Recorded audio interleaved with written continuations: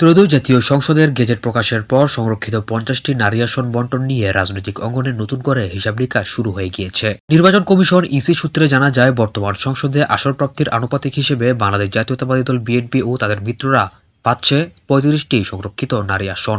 অন্যদিকে বাংলাদেশ জামায়াত ইসলামীর নেতৃত্বাধীন 11 দলীয় জোট পেতে পারে 13টি আসন, বাকিগুলো পেতে পারে স্বতন্ত্র প্রার্থীদের মধ্যে কেউ। সংরক্ষিত নারী আসনের বিষয়টি সামনে আসতেই জামায়াত ইসলামীর সম্ভাব্য নারী প্রার্থীদের নাম নিয়ে দলীয় অন্দরে আলোচনা শুরু হয়। দলীয় সূত্র থেকে জানা যায়, এই বিষয়ে চূড়ান্ত সিদ্ধান্ত নেওয়া হবে দলের নীতি নির্ধারণী ফোরামে। মানে জামায়াত ইসলামী হতে সেই 13টি আসন বা 12টি আসনে কোন কোন প্রার্থীরা বা কোন কোন নারী নেত্রীরা সংরক্ষিত নারী আসনের এমপি হতে পারেন বা মনোনয়ন পেতে পারেন বা তারা আছেন আলোচনায়। ত্রয়োদশ জাতীয় সংসদের নির্বাচিত সদস্যরা সংরক্ষিত নারী আসনের জন্য ভোট দেবেন।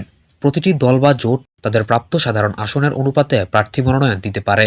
একক প্রার্থী থাকলে ভোট গ্রহণের প্রয়োজন হয় না, তবে একাধিক প্রার্থী হলে ভোটের মাধ্যমে সর্বোচ্চ ভোটপ্রাপ্তরা নির্বাচিত হন। একটি সংরক্ষিত নারী আসন পেতে 6 জন নির্বাচিত সংসদ সদস্যের সমর্থন প্রয়োজন।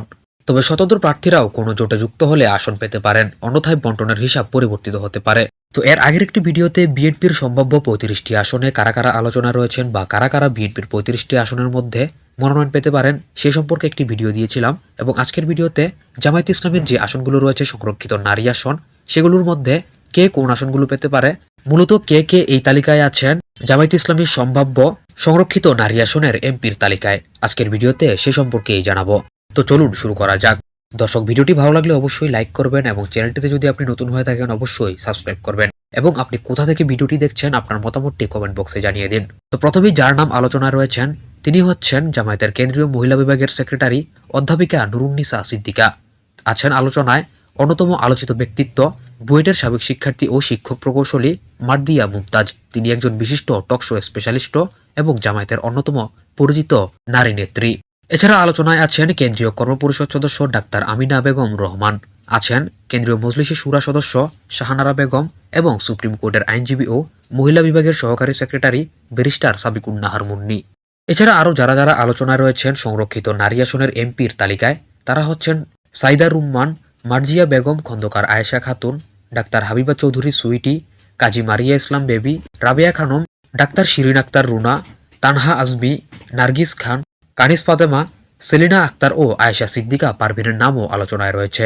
জামায়াতের মহিলা বিভাগের সেক্রেটারি নুরুন্নেসা সিদ্দিকা তিনি বলেছেন, নারীরা দলের আমির হতে না পারলেও সংরক্ষিত নারী আসনে যোগ্যদের মনোনয়ন দেওয়া হবে। জামায়াত ইসলামের একটি সূত্রে জানা যায়, নারী পুরুষ মিলিয়ে জামায়াত ইসলামের কর্মী সংখ্যা বর্তমানে 1 লাখেরও বেশি বলা যায়।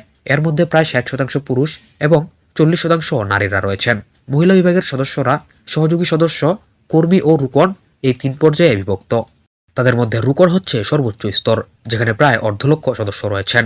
পাশাপাশি প্রায় 4 লাখ কর্মী ও অসংখ্য সহযোগী সদস্য সারা দেশে মহিলা বিভাগের সাংগঠনিক কাঠামো নিয়ে আলোচনায় রয়েছে বা তারা সেগুলো পরিচালনা করে থাকেন।